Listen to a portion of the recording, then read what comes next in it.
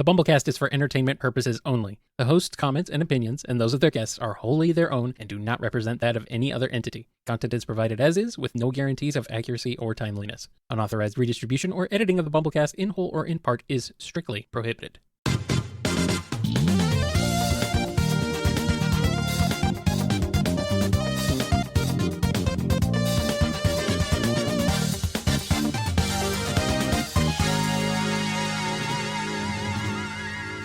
Welcome to the BumbleKast. I'm your host, Ian Flynn, the Bumble King, and joining me as always is my Bumble co-host, Kyle, JCRE Krause. Hello, hello, hello. We are back, and we have more BumbleKast for you.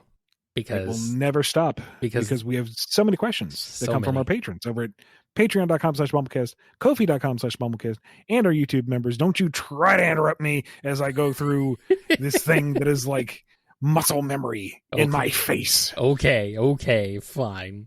Is facial muscle memory a thing? I mean, I don't see why not. Muscle memory. Why am I is asking questions? I don't know. This is the question. I'm not a supporter. I'm an answerer. You don't support the BumbleKast at all. Hardly. If it were up to you, you'd say screw this thing and just be gone. Gentlemen, I wash my hands of this silliness. Oh well. No, you can't leave. You have to answer these or we're going to be in trouble. I don't know who with, but we're going to be in trouble. We'll start off with this one from Alice at S. Let's assume that the American Revolution occurred in the post-reboot world and that a certain hit musical about a founding father exists. Does Antoine try out for Lafayette in a local production, and how does everyone react? Wait, can he even rap? Yes, he would. Everyone would be going, really? And then he blows them all away. As he should, dang it. Like, he is a lyrical genius. He is out there just absolutely killing it. And everyone's like, oh, damn. Mm-hmm. Yeah, that sounds about right. Here's one from Andrew D. We've heard your take on Maria being resurrected, but what if Maria never died and Shadow was never sealed away? How do you think both their lives would have turned out, including through some major game events and interactions with some major characters such as Dr. Eggman, Sage, Sonic, Team Dark, etc.? It's really hard to say because we don't know how impactful Maria would have been on those events. We don't know if she would have been cured. We don't know if she would be interacting with her other side of the family. I mean, one possibility is we just say that's the good timeline, and she talks little Evo down from going full megalomaniac, and there never is an Eggman, and there never is conquest for emeralds, and nigh upon all the bad things never happen. And the only real test of the world would be the Black Arms invasion. Mm-hmm. But Shadow would have had his memories and a loving, supporting family, hypothetically speaking. So he would have been like fully primed and ready to go. Like Earth would have been united and ready for him. So yeah, all right. Let's pretend that's the way to go. Here's one from Arc Beetle. In a previous BumbleKast episode, you said that the names of your cats are references to video games. What are the names Malikata, Meebo, Midna, and Tenebrae references to? Malikata is the goddess of flowers, a lore character from Genshin Impact, and she is like just tantalizingly enough explained that you think you know what's going on, but there's more to it, and I want more lore, and I know Natlan's going in that direction, but not in that specific direction, and it's driving me crazy. Is she one of the Moon Sisters? Is she like, is the progenitor of the Sealies? I think, I don't know. Point is, the cat, Malikata, is a very fluffy tortie, and she is our problem child. Aren't you, baby? She's sitting behind me right now. Meebo is short for Micleo. This is also a game reference, referring to the Seraph character from Tales of Zestiria. He was a ice water elemental character, and all of the Seraphs in that series had white hair that would fade into their elemental color. And our little Meebo is a ragdoll with a bobtail with these icy blue eyes and that white coat that fades into other colors. And he is a sweetie boy who loves snuggles and scritches. Good. Midna is our other toady, short hair, and she's just named for Midna out of Legend of Zelda Twilight Princess. In her younger days, she was quite the little imp as well, little standoffish, but then eventually she warmed up to us. And then Tenebrae, who we sadly lost this year, is named for what was that race called? They were elemental beings from Tales of Symphonia 2. Dawn of the New World. Dawn of the New World. I knew it was Dawn the something. the Wii sequel, yeah. Yeah, and both of them are tenebrous little black kitties, and as Game Tenebrae put it, cute as a button. It's true. It's true. Most of those are fairly obscure. I mean, if you're into Genshin, you probably know Malikata, and if you're into Tales, obviously, if you played Zestiria, you're familiar with Mikleo. But I don't know. Midna's your most mainstream name for that. So, given some of the commentary I've seen on Genshin lore, it's like, no, they don't read. No, they don't. They skip through the cutscene and they can get confused. Where am I supposed to go? Why am I fighting this thing? Yes, for pity's sake. They treat it like an MMO. Just ignore what's going on. Just got to get that next pull, Ian. Just got to get to that next anime waifu or husbando. Speaking of which, they've got Zhongli and Neuvillette coming up on a banner. Those absolute monsters. Both daddies coming home at the same time with the milk. What now? Oh no. I really, really hope that means there's going to be some kind of co-aligning lore thing. Because no, we can't talk about this. We can't talk about this. No, not right now. At least someone asked us about this. They didn't pay for this, Ian. They didn't pay for Genshin lore. They just wanted to know what the names of your cats mean. They wanted the kitty lore, which is just as crucial, if not more so. Yes, absolutely.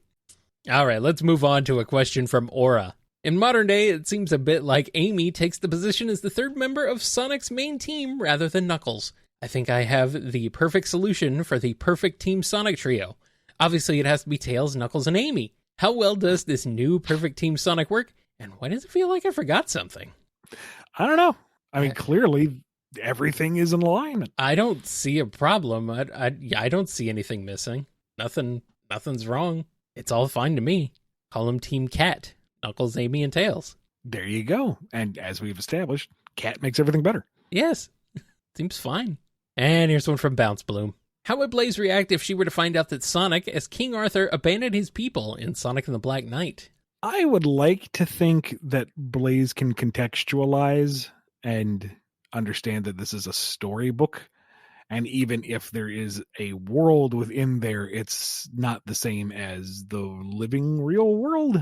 I don't know. That would be interesting to explore. Here's a question from Camo. I believe your writing for the Sonic series is good, but I'm aware that for some, there's plenty of discourse, references, dialogue, themes, etc. So, do you feel like your future work can prevent major discourse, such as taking feedback from other IDW writers? Not fans, that's a hassle for sure. With the way the internet is now, no. There is no way to prevent major discourse, because most of the folks driving that are not interested in the discourse, they're interested in the conflict. I hate to be blunt about it, but that's the way the internet is right now, and it's unfortunate. I have seen legitimate discussion about differing opinions. Don't want to name names because I don't want to feel like I'm calling anybody out, but I did see one prominent reviewer who is a little more even keel, who does want to have discussion and analysis, have a more critical review of something. And then the discussion under it were folks going, well, no, I disagree with this point because I feel it served this purpose, or I disagree with this assertion because I feel like it's covered by this. And that's great. That's wonderful. That's not what you're asking about. No. And while there's certainly value in working with other creators and getting their input and getting eyes on it, there is a degree of how much time there is in the day, because they're all very busy freelancers as well. We may not all have time to cover stuff in the deadlines that we're working with. And personally speaking, I would feel really bad if we came to a consensus on something. It became the new blah, blah, blah, blah, blah, blah, blah moment. And it's like, well, it's not my fault. I followed what they said, but I'm not going to throw them under the bus and say, no, it was their idea. I don't know. It's complicated. It's icky. Mm-hmm. All I can do as a freelancer is do the best job that I can presenting something that the licensors, whoever they may be, are happy with the product, and do it in such a way that I feel like the majority of the consumers, be it readers or players or whatever, also enjoys it. It's a very hard lesson to learn, but you cannot please all the people all the time. I have tried. I have lost sleep over it, but it's just not possible. And that's unfortunate. Yeah. It's not wrong necessarily either, because there are folks out there who just don't particularly like my style. And that's fine. That's a legitimate takeaway too. All right, we got one from KB. Now that Dark Beginnings, which was fantastic, is finished, what was your favorite part of the miniseries? Favorite part implies singular. Can I just say the whole thing as one entity? I mean, it is one it's thing. all just fantastic. God. No, seriously, I'm not just like blowing smoke. That entire thing was just a treat to be part of. Mm-hmm. Just the little moment where Omega is busting out of the window and he rolls his railgun on the floor to spin it up faster. Genius. Absolute genius. I didn't script that. That's genius. The interplay between the characters, having an opportunity to delve into a lot of this that we haven't gotten to see a lot before. Okay, if I have to pick one thing, it's the ending and Kirk Thornton's delivery of "stop it." The buildup of the emotion and him fighting down the despair. Just it makes me weepy-eyed every time. Just that was a really satisfying, honest moment. I'm so happy to have been a part of that. And there's one from Chaos Sonic 1. It's Blast from the Past crossover time. Archie Comics is feeling nostalgic, and having talked to Sega, surprisingly let you write a crossover between Sabrina the Teenage Witch and IDW Sonic. How's it go? There's so many different versions of Sabrina. Like, which one do you go with? Yeah. I mean, at this point, I would assume we would go with like series standard Sabrina, like the one I was working with in the recent 3-part story that we had across a number of specials. Mm-hmm. That's right, kids. I write other stuff. What? No. This is a Sonic podcast. I might need to. No, it's not.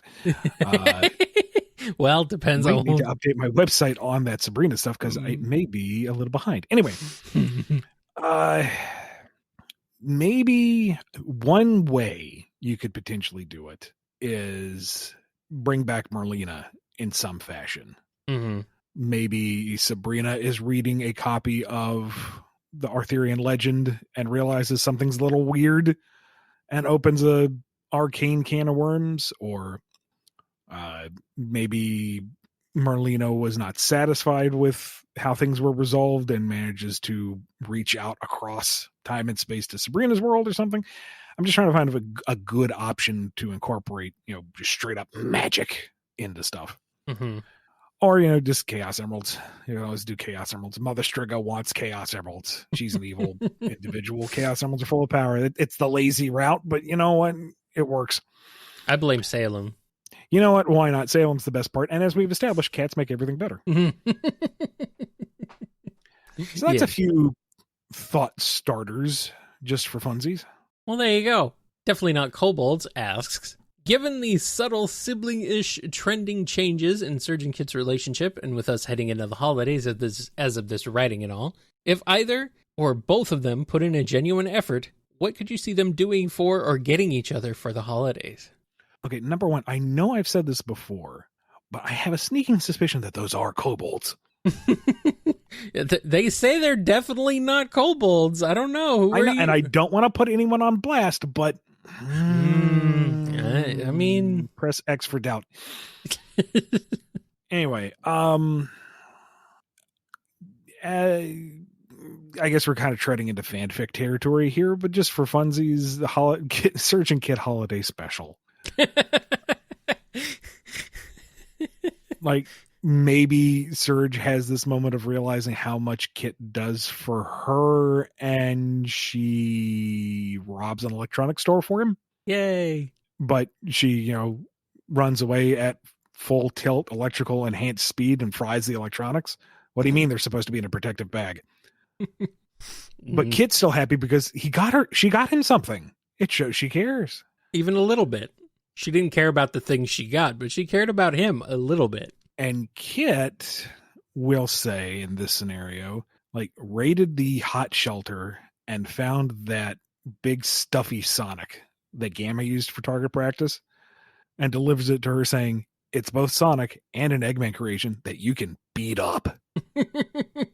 And she is just the happiest girl in the whole world. Yes. As she should be. I mean, come on. Would kobolds ask a question like this? I suppose not. No. I apologize. I don't Clearly think so. You're not kobold. Not kobolds. Nope. Definitely not kobolds.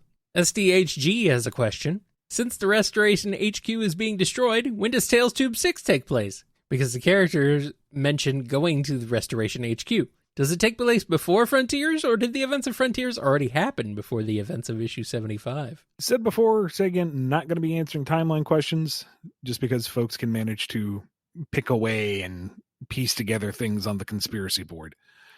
But I believe the context clue of Tales saying going to Restoration HQ implies that it was still standing, and thus it is before its destruction. Wouldn't that be weird if it wasn't? I mean, it would be surprising, wouldn't it? Unless there's a longer con at play. Or maybe there isn't. Maybe I'm just playing mind games with you now. You'll never know. That sounds like you, Ian. That sounds like the BumbleKast mind games that I know of. Usually it's the people asking questions that are trying to play mind games on this show, really. FMS Draws has a question. I've paid you to send both sets of super fighting robots to the past and future, but the right men at the wrong place can make all the difference. What if we throw Wily and Light to the X times during the war? Moreover, who's putting on the HEV man suit? Given that Dr. Light can learn a Hadouken, I would imagine he would be the more proactive physically. And clearly he can train enough to channel his ki. Yes. Thus, he can train enough to wield a crowbar. Then the idea of Dr. Light in the HEV suit is kind of fun, actually. Not gonna lie. Just imagining them, hiding out as the war goes on and learning more about this time period, and Light is just overjoyed to learn that his idea of human and living machine coexisting finally came to be. It's not perfect. It's a little dicey right now, but the principle is there. They almost achieved it. And what was the problem? Some kind of virus created by that blonde robot that Wily had in his basement. Albert, what did you do? And Wily's like, why are you always blaming me? Like, everyone in the room staring at him, like even the young kids, like, I failed history, but I know that's full of crap, old man. Yes, obviously. Why are you always blaming me? Because you're always the one at fault. Imagine some terrifying new form of Sigma looking like he's about to just smush Wily, and leans in, and something about the old virus code clicks in his mechanical brain and goes, I have you to thank for my enlightenment. We'll spare you. Yeah. Meanwhile, it's like just the Sigma head put on some kind of giant, creepy mechanical spider centipede thing. Oh, boy, oh, boy. And Wily's trying to escape because Spider Sigma's terrifying. Yeah. Maybe that blonde robot he built still exists. He would still be loyal, right? Why is he hanging out with bigger Mega Man? This is truly the worst future. Why is his best friend Light's robot? Clearly it did something wrong. You're supposed to kill Mega Man. Kill him. Well, his name is X.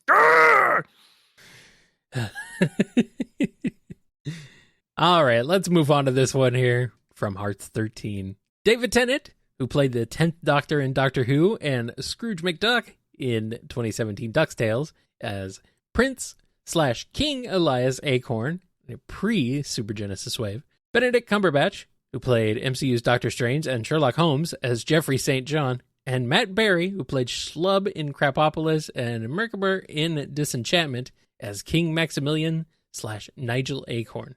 How well would their performance be? I mean, David Tennant's very talented. I don't know if I hear his voice for Elias. I think you might need to go a little younger. Yeah, but I mean, he could act it. I mean, Just might yes. sound a little off. Yeah. I mean, David Tennant could obviously pull off that character. I'm just thinking of a younger person in that role and with a younger sounding voice. Yeah. Cumberbatch as St. John? Maybe? I mean, I can definitely hear it when he's going like super creepy Ixis mode. Yes. Not familiar with Matt Berry or those performances myself, so blanking on the man's name. Played King Acorn the first time around. Shoot. Tim Curry? Tim Curry. There we go. Tim Curry will always be King Max in my eyes, and he was definitely the inspiration for Nigel. Yes. Yeah. He's getting up there, though, so. I think he was really sick, too, unfortunately. Yeah. All right. Hero Squad has a question. Do you think Surge would shave Kit just because? Personally, maybe the thought would cross her mind and she'd get a giggle out of it, but I don't think she'd go that far. I think she would have the follow-up thought of, but that'd make him really sad, and he's already a sad sack. Maybe not. And also, like, why? Just because. Well, yeah. That's been established. Yeah, she might do it because, I don't know, she might get, like, bored halfway through and just get distracted and go do something else, and it'll just be, like, half-shaved. Congratulations, Drippy, you're a poodle now. Oh, no. Give him a mohawk. Thanks, I love it. Oh, no. No. Ugh. All right, let's move on to a question from HHBR. Silly shipping scenario time. It's all over the tabloids. Sonic is dating Shadow, except it's not him, but the actor that plays Shadow in all the, quote, based on a true story, unquote, movies about his life. How does Shadow take Sonic dating his faker and not the real ultimate life form? Good, leave me alone. And then he starts getting really huffy. Stop it. Joking. This is a shippy question. I'm being comedic with it. It's a silly shipping scenario. It's not real. There is no actor that plays Shadow. In this scenario, I would like to think the actor is just a really swell guy. It's just real chill. His name is Keanu the Hedgehog. He's happy to have solid work, It's hard in this industry, but Yep. And he has a lot of respect for Shadow and his character? Yeah. Question from Icy. Shadow gets rewarded a plot of land by Gunn for all his hard work. What does he do with it? Does he build himself a home? Or would he become Farmer Shadow and tend to his crops? Personally speaking, I can't see Shadow doing either. I don't think he would care for material rewards of any kind. Plus, who's going to tell him? Not even food? He's the ultimate life form. He may not need to eat. Maybe he photosynthesizes. I should have known Shadow was a plant. Kidding. I don't know. Maybe in this scenario, he hands the deed off to Rouge. Here, do something with this. And she's like, oh, I will. Maybe that's the origin of Club Rouge. There we go. Yeah, okay. There's your beautiful non-canon answer. Why is Gunn getting all feudal? It's weird. I mean, their best tactical approach was to run Sonic over with a truck, so... Okay. Good point. Oh, well. And that in itself seems like a feudal endeavor. Let's keep on trucking. Mr. Wahoo77 has a question. Since Raw Mario and Raw Sonic are even Stevens, how would Sonic defeat Culex or Super Demento, who threatened all existence, worlds, and space-time? Mind you, Mario did this without special forms. For Sonic, he needed to use the Chaos Emeralds to fight off beings of that output. Mario does take different rules, so perhaps his power varies. Maybe. Are you ready to scale powers, Ian? Not really. I'm barely able to scale steps. I'm sorry. But I don't mean to laugh at that. Well, dude, because that's a joke. I know, but it was. Laugh with me, Jocko. Laugh with me. Good. Funny. That's the point. Okay. But let's use Mr. Wahoo 77 and his math by saying Mario and Sonic are even Stevens. Okay. Therefore, if Mario is able to confront Culex or Super Demento at his even Steven Raw undercooked state, by Mr. Wahoo 77's logic, so should Sonic, because we have the base denominator already established. Uh-huh. I kind of want to draw this on like a chalkboard with like Sonic and Mario as denominators in a mathematical formula. Really just need like, I don't know. I don't know. Like raw, why are they raw? It's raw. They're raw. Sashimi. Maki. Salmonella. Salmonella. Yeah. Can you get salmonella for fish? A pork thing? I think you can get it from just about anywhere. Yeah, okay. Do not consume raw product or raw denominators. Mixer17 has a question. Surgeon Kit versus Vector and Charmy in a child pageant. Winner gets 50,000 rings and Sonic has to be their unpaid servant for the day. Don't ask how that happened. How badly does it go for everyone? Yes. I think I'm comfortable with that answer. Yes, it goes badly for everyone. It goes badly for everyone. Like, I wouldn't think Kit could handle that kind of pressure on a public stage, and I wouldn't think Charmy could keep himself in line to perform with any kind of etiquette. So, and Surge and Vector, I imagine, screaming from the sidelines, which you're not supposed to do anyway. Sonic's safe. He's great. Or, alternate joke answer, Cream wins because she's the bestest girl and just turns it into a hangout time with Sonic. Perfect. As she should. And Cream wasn't even competing. All right. Our last question before we take a break is from Onyxodon. Starline is thrown to a magical faraway place where the sun is always shining in the air, smells like warm root beer, and anyone on the street will gladly shave your back for a nickel. That's right, Starline is in the world of Albuquerque, as described by Weird Al Yankovic. Does he get a job at Sizzler? Does he get some donuts? Does he stare at death like a cow looks at an oncoming train? Does Starline survive the disastrous plane trip to get there? Or does he fall victim to the big fat hermaphrodite with a flock of seagulls haircut and only one nostril after being forced sauerkraut?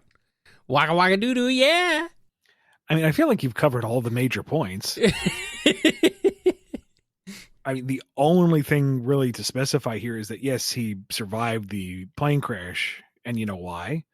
Because he had his tray table up and his seat back in the full upright position. Had his tray table up. Yes. And his seat back in the full upright position. Yes. I do remember that part where he ran out in the street with all those flesh-eating weasels all over his face. Running around like a constipated wiener dog. And then I saw my neighbor trying to move the sofa up the stairs all by himself.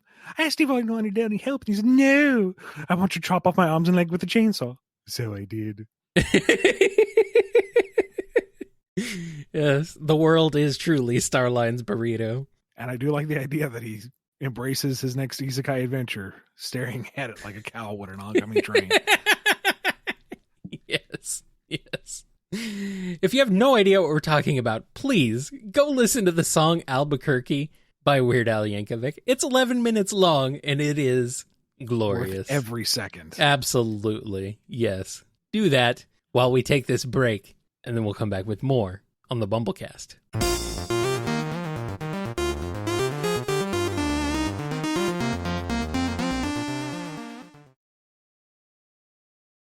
We're back, and we're starting off with our weekly giveaway question. Follow us on our Blue Sky, Twitter, Facebook, or Tumblr to have your chance to have your question answered on the show. This week's winner is... Padillac 16. Since they've got similar personalities and vendettas, as well as shared origins as glitches or weird sprites, would Surge and Kit get along with Thrash the Devil? How would a potential team anti-team heroes team up between them to take down Sonic, Tails, and Knuckles go? I'm sad because I want this now. Like, he would totally fit. Even visually, he would match with their palette, I think, at least. Yeah. And he was designed to be a counter to Knuckles, thematically and meta-contextually. Ah, sad sigh. Yeah. We could have had.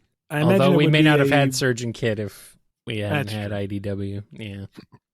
I would imagine it would be a pretty fantastic fight, but Team Heroes would win thanks to the true superpower of teamwork and la-di-da. Yes. And also plot armor. God, And- but Thrash's dynamic with the two of them, like being, at least in my mind, I see him as like the foundation that they're lacking. Someone who's going to give them the latitude to be themselves, evil or not, Mhm. but rein them in when they're starting to get kind of obnoxious. Oh my God, that'd be great. Sad sigh. What could have been, what we could have done. Well, at least we still have more questions to answer. Like this one from Peacock Queen. Do anthropomorphic creatures like Sonic and others have any official name, or at least a name that members of the Sonic team normally call them? I know some fans call them Mobians, Furries, and Anthros, but I think we need an official name. If it doesn't exist, can you think of one? Yeah. Do you know what I'm thinking of, Kyle? No. Do you know the word that's comes to mind? No. It's your favorite word. It's the one you use all the time in this context. I know you do. Say it with me now. Savor it as it rolls off the tongue. What about Nermies? What about him? I mean, you could just be like Tails and call them folks. Yeah. Apparently, that's what Tails said on in a Tails 2, referred to the animal people as folks. I think that was just as a colloquial term. I don't think that was intended to be like what they're actually called. I would wait for any like official like Tails Tube like thing to name them rather than do it here. Yeah, obviously. All right. Here's a question from Pedanticat. DC is currently publishing a new series of comics called The Absolute Universe, where heroes are reimagined with a core aspect of their character or lore being drastically changed, but they're still heroes we know and love. Batman is a civil engineer who lives in Crime Alley instead of being rich. Diana was raised in hell by Cersei, and Clark arrives on Earth as an adult instead of a baby. So if you were to create a new Sonic universe in which you could change one core thing about a character while still keeping them recognizable to who they are, what would it be? Huh. That's tricky because so much of the characters that we have now have established the status quo, whether that's like hard baked in or hard baked. What kind of analogy is that? Hard coded in or inferred. Could do some hard baking. I get Hardcore. some of the things that I failed to make. Yeah, I guess so. Hardcore baking. Cue the bit from Tasting History of knocking the hardtack together. Tack, tack. So my point being, you change one element of the character, and that could have surprising ripple effects. Yep. Throughout. And I don't know, because I wouldn't want to just change one thing willy-nilly, because are we changing the tone to fit as well? You know, if we did one small change, like let's just say hypothetically that Tails was found by Knuckles instead of Sonic and became his protege, that changes everything. Like Tails' attitude, or I should say potentially changes everything. It could change his attitude. It could change how he interacts with Sonic. It would change how Sonic 2 came about. It would change how things progressed in Sonic 3 and Knuckles, and then who knows from there. So I don't know. I wouldn't want to just cherry pick one thing and say, yeah, change that, because it's a much bigger question than that. Or at least it should be, I feel like. If you're going to take an iconic character and switch up something about them, you need to look at what the ramifications of that are. Mm. How about Blaze isn't a princess? She's just a gal who loves adventure. Then she just becomes Sonic. Yes, which is an alternate universe we've already discussed on this show several times, I believe. So, Question from Princess Ellie. Is there any specific reason you decided to adapt Super Adventure Rockman in between Mega Man 2 and 3 and Archie? I'm wondering, since in the game universe it was most likely set after 8 and its spin-offs due to stuff like Beat appearing and seemingly the final death of Shadow Man. In part because it focused so much on the 2 and 3 Robot Masters. Mm-hmm. And I believe release schedule-wise, it was closer to them than post 8. And what I wanted to do with Raw Moon and the Star Droids and Duo and the greater cosmic side of Mega Man, everything just fit into place really nicely if Raw Moon happened when it did. That makes sense to me. I think it's a fine place to put it, even though it's not quite technically in that slot. I mean, it doesn't really perfectly fit anywhere. Yeah, but this was not like 100% faithful adaptation anyway. Right. I mean, I did want to honor the material as close as possible, but this was still our interpretation of it. Right. All right, Raptor77 has a question. If IDW or just Sega overall wanted to explore the history of the echidnas, whether just more on Tikal and their various tribes, would you or they feel the need to hire Maya consultants? Given how strongly coded and tied the echidnas are presently, as majority Maya coded, and modern Maya might have feelings about it. Or is that something above your ability to know? It is an interesting question. And you know what? I don't know. I'm sitting here thinking, well, what about this? What about this? Speculate that. And it's like, no, you know what? I guess I would just... I don't have to answer everything to great depth and try to look smart. It's been 10 years. We've established my genius here. So no shame in admitting that. I don't know. God, that's liberating. I don't know. You don't know.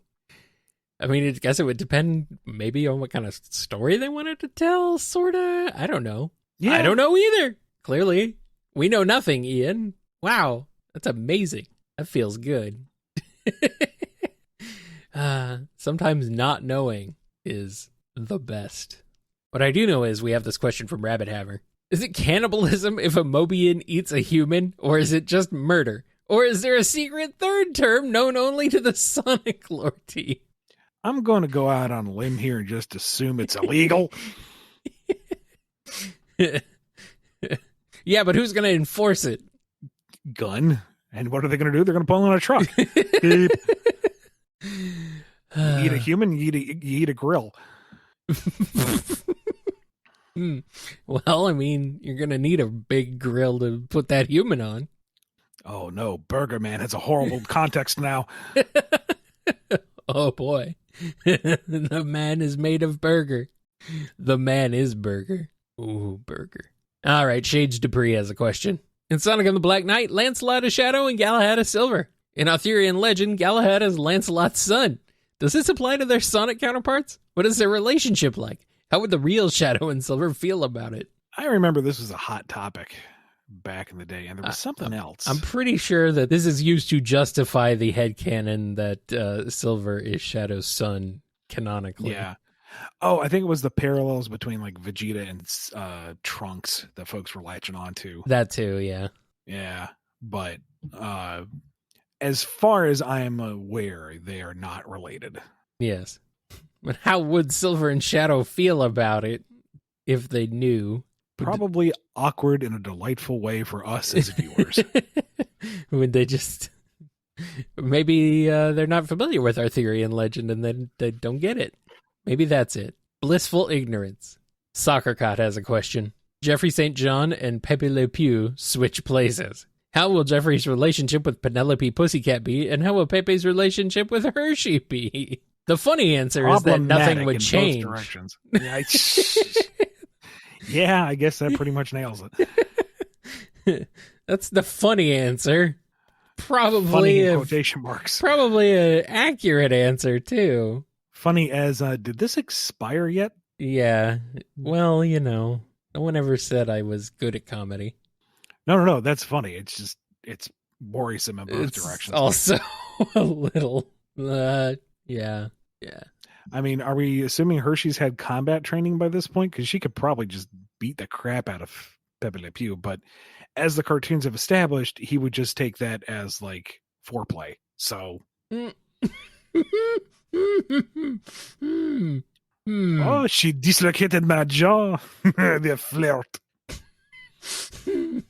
Nothing says love so much as like internal hemorrhaging. Oh, that hurt. Oh, such a magnificent punch from such a delicate hand. Why does it sound like Strong Bad mixed with Antoine? Because I do not do a good French accent. No, but you do a good Antoine. Merci. All right. Speedweed has a question. Gonna wash our mouth out a little bit with some Metroid. I've returned from the void to trouble the BumbleKast with more Metroid. I have to ask, if you had your little bundle of joy Surge thrown into a Metroid and Sonic crossover, what would you like to explore with her between Samus, Dark Samus, and all the others? Kind of depends on the context of how she's introduced to the story and characters, but I could see her really liking Samus. I mean, loner badass who pretty much don't answer to nobody and just wipes people out. I mean, it points off for saving the baby, but otherwise, blowing up planets because you looked at them wrong. Hell yeah! Where can she get some of that chozo juice? Oh no. She'll be drinking it, literally. And while I see the immediate parallel between her and Dark Samus, the corrupted doppelganger of the original, I wouldn't necessarily make it a sympathetic angle for Surge. I don't think so, no. If she likes Samus enough like that, it's like, no, you are wrong. And speaking of someone who is wrong inherently, I know that you're very wrong. Smashy, smashy. Yeah, no. Yeah, I wouldn't put her with Dark Samus at all. No. Until, Dark Samus has been defeated and Sonic is still alive, and Surge is like, that's a lot of power in that Phazon goop. Oh, boy. And now she has multiple eyeballs. Oh! Don't drink and that. Now we have Dark Phazon Surge. Don't drink that. Don't drink that. You don't know where that's been. You don't want that. Oh. Now I want to see Dark Phazon Surge. That'd be awesome looking. Oh. Well, I mean, we could arrange that. We'll see what happens. All right. Singji has a question. I'm curious, the absolute solver / Sin from the YouTube series Murder Drones, a robot with basically reality on its hand, turning non-organic matter into organic matter, meat living being, capable of creating small black holes that shoot saws, regenerating, eater of planets, and goes, giggle, I'm so naughty, while wearing a maid dress. How would she fare against Sonic and the gang? How would they defeat her? Would she be allowed to hang around the restoration as an assistant? I mean, that sounds fairly broken, but as we've seen in the games, Sonic and crew are not unfamiliar with fighting horrible eldritch beings of various powers. So, not being familiar with murder drones, if Sin is potentially redeemable, can be reasoned with and talked down, perhaps after a supersonic fight and a bit of coaching from Amy, she could be trusted to hang around Restoration HQ? On a long enough timeline, eventually everyone becomes Sonic's friend. Or sidekick. or, yeah. All right, the Aussie Blue has a question. I'm almost afraid to ask this. It takes a genius to make something like Surge and Kitsunami, but a Kabi genius only requires a clever man, and while geniuses are few and far between, clever men are everywhere. So if someone got their hands on the blueprints and had the materials, could someone create their own versions of Surge and Kitsunami? And how would Mean Green and Blue Rain react to seeing mass-produced versions of themselves if such a thing were indeed possible? Going back to that Mega Man question, I'm thinking of, how X was beta tested for so long in stasis. And then Dr. Kane said, I can make one of those. And we get the Reploids.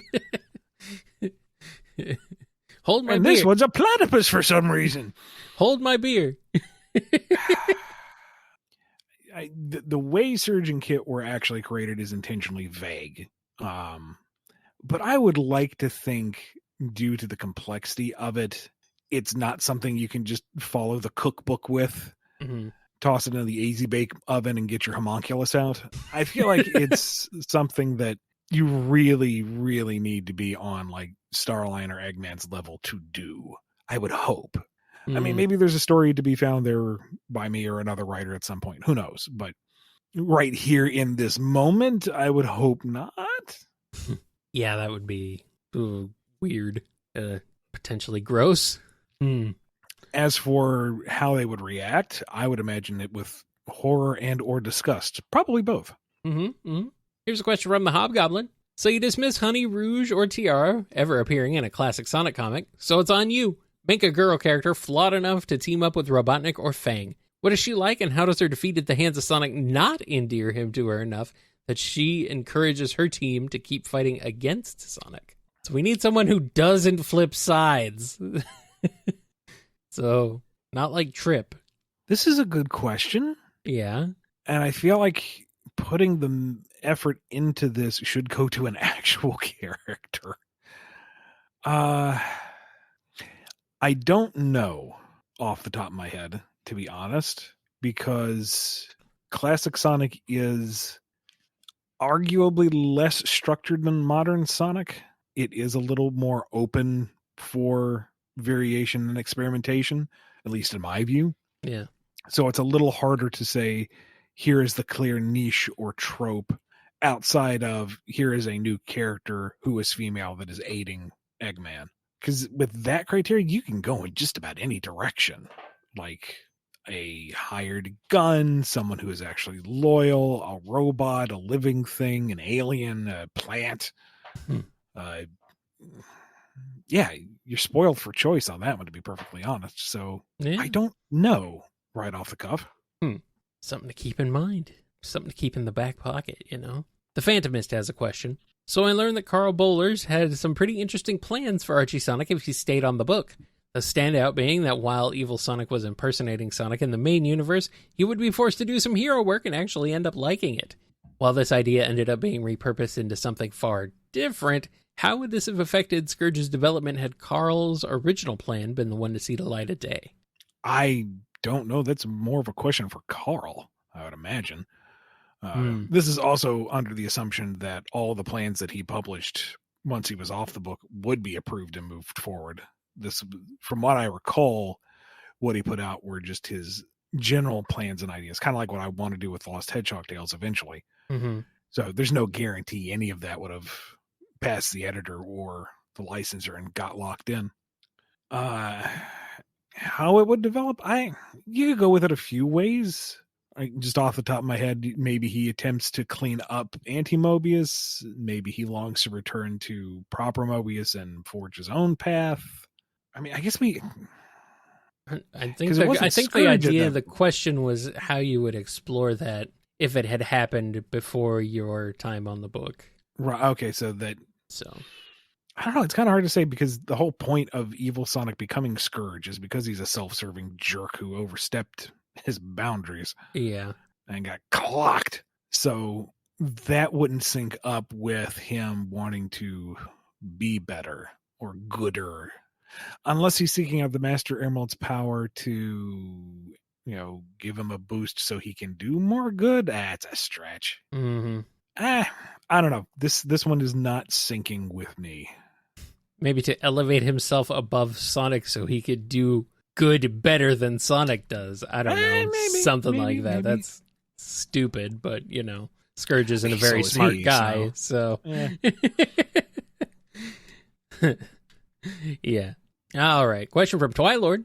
How would you explore Amy and Metal as foils, since Amy is growing past their, in a sense, shared fixation, and Metal Sonic is fundamentally unable to? Feel free to make it a meta-commentary on healthy and toxic fandom. Personally, I wouldn't want that to be the focus, because both of them are built on Sonic in that regard, and it's not about them. Yeah. If you want there to be a foil relationship between Amy and Metal Sonic, let it be about them. And I would think, their initial interaction with him kidnapping her out of the blue and, keeping her hostage, she has to grow past a certain degree of fear. And, having reached a point of self-assurance and ability, she's not scared of him anymore. And kind of learning that it's not a vendetta against her specifically. He's just focused on surpassing Sonic, and she doesn't even need to be concerned about him anymore. Not only is she past the fear, she's not a target. So why not? I mean, look at her. She's come so far. Can't I be a threat too? Where's my Metal Amy? Didn't mean for that to go for a joke, but here we are. Where is Metal Amy, damn it? That's true. Come on, Eggman. Give it the program. Jeez. Universe 2 Mephiles has a question. With the election over, I want to know, who would you vote for? Bryce Tank Thrust from Brandon Rogers or Eggman? I do not know who this is. Just a moment. I do not know either. Brandon Rogers is apparently a YouTube channel. I will say that Bryce Tank Thrust is a fantastic name. It's along the lines of, like, Big McLarge Huge. I'm seeing a lot of knives and blood. Yeah, maybe not that. I don't know if I'd vote for either of them, to be honest. But I'll be honest, I've never heard of Brandon Rogers before this question, so I don't know. But I do like that name, Bryce Tank Thrust. It's a good name. I can't go through the entire wiki now, but I'll go with the poison I know and vote Eggman. He's a family man, doggone it. Okay. Apparently Brandon Rogers is heavily involved with Hell of a Boss. Okay. I don't know what that means. I mean, just looking at the wiki here, they look like a live-action version of someone from Hell of a Boss, so that tracks. A voice actor and writer for Hell of a Boss. Interesting. Well, shows what we know, which is not much. Winter Rain has a question. What would Surge think about Mephiles? Would she actually be impressed that he was able to kill Sonic? Buy him a Chaos Cola even though he doesn't have a mouth? And how much of a violent rage would she have against Princess Elise for later reviving him? Speculatively speaking, not that impressed that he killed Sonic because it didn't stick. Yeah. And you had to stab him in the back? Couldn't even take him in a fair fight? Lame. Yeah, maybe buy him a Chaos Cola just to mock him. I'm surprised Surge would want to have a fair fight, to be fair. She wouldn't want to have a fair fight with Sonic. She wouldn't object if he ran off a cliff one day, but I don't think she would want to just punk him. She wants the satisfaction of overcoming him. It's not just having him dead. It's, proving her superiority, coming out on top, stepping out of the shadow to step on his face. Yes. Okay, that makes sense. Fine. As for Elise, and maybe she gives it a pass because the poor girl has already got such low standards. What else can she do to her? Mm-hmm. Ew, she kissed that. Not only did she kiss Sonic, she kissed a corpse. Dude, you're freaky. Whatever. Gross. All right, Wolfgang Wilcox has a question. This one's sponsored by Scurvy Pirate Dog. Since the very beginning, the 7 Chaos Emeralds have more or less always been the same colors: red, yellow, green, cyan, blue, and purple. But Emerald 7 has gone under many official labels, being called gray, white, clear, and even silver. I just gotta know, what is the official designated color of this emerald now? I can never remember off the top of my head, so I put in one thing and wait for a correction. Is the correction always different? I would say, look up an official source that says, and if it varies between official sources, pick your favorite. Well, there you go. Which one is it? Yes. Our last regular question is from Zach D. Rouge is sent on a secret spy mission by Gunn, but when she arrives at the location, she realizes that since this mission takes place in London, Gunn has sent another spy from London to help her. The world's most famous spy, Danger Mouse, accompanied by Penfold. How does this wacky team-up go? P.S. You can use whichever version of Danger Mouse you're familiar with. I am, passingly familiar with the old version. Yeah. And even then, that's mining deep into the mind palace. I am very hazy on Danger Mouse. I seem to remember he was just very suave and unflappable. And in that case, why not have the two of them just have fun with the mission? Like a hyper competent, very flirty, trying to show each other up, but also watching each other's back mission. Mm-hmm. Like, don't make it antagonist. Well, not overtly antagonistic. There's still some antagonism there, but go for that very dry British humor the entire while. Yes, that makes I don't sense. know. That's how I would particularly take it myself, but your mileage may vary. All right, let's move on to the Shadow Generations spoiler zone. If you don't want to be spoiled for anything from Shadow Generations, we'll see you next time. But if you do, or if you're ready to play the game, stick around. Got a couple questions. The first one is from Comic the Hedgehog. Who's responsible for Shadow's squeaky nose? Is it a genetic trait that he inherited from Black Doom, or did Gerald add it to the design at Maria's request? Or is there another explanation, like a traumatic accident? Is this a joke we did before and I forgot? It might be. I don't know. Okay. It might not actually be a spoiler for Shadow Generations, and I just threw it in here because it mentioned Black Doom, Gerald, and Maria. I don't know. I better safe than sorry. I think the squeaky nose is Bumble canon, yes. Okay. Well, if we're adding to the Bumble canon then, which, let's be clear, is not remotely it's not actually canon. It's a failsafe put in by Gerald in case Shadow ever went out of control and needed to be humbled. Which I'm the ultimate life form fueled by chaos and rage. I'll be good. I mean, he needs that on it. Who am I? What am I supposed to be? This existential crisis? Never mind, I'm good. He needs that on the daily, to be fair. All right. It's the Shadow Reset button. Good. That's what he needs. All right, last question. It's from Vix the Overthinker.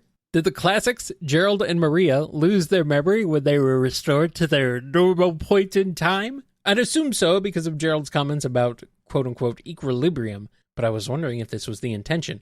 I know Tails says not to think about it too much, but that's kind of my thing. You pretty much touched on my intention with that line, and good for you on reading all the hidden material. Not hidden, but, extra material that you could find. Slightly deeper lore than just what is presented to you, yes.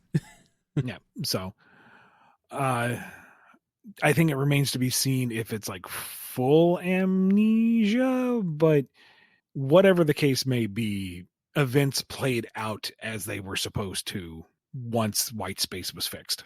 I guess Maria's wish was a stable time loop.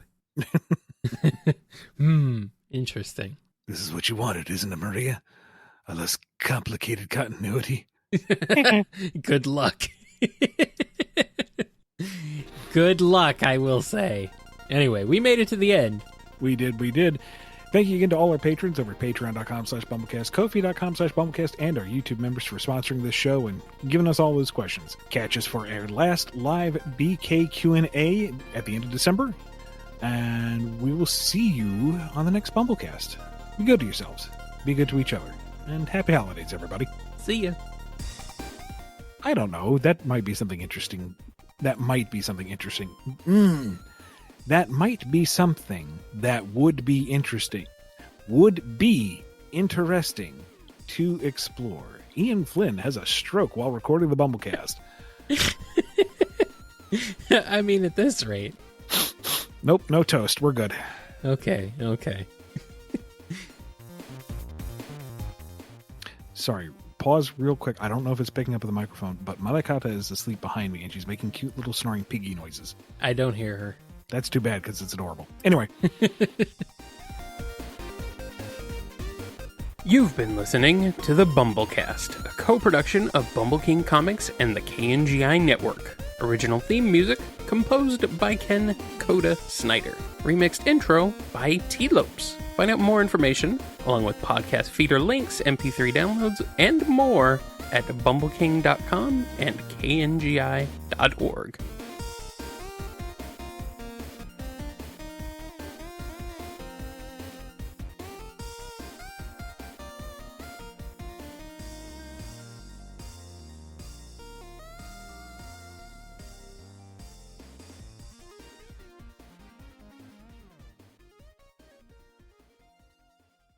Okay. As I isekai'd away, a voice rang out across the firmament. It said something along the lines of, if you'd like to make a call, please hang up and try again.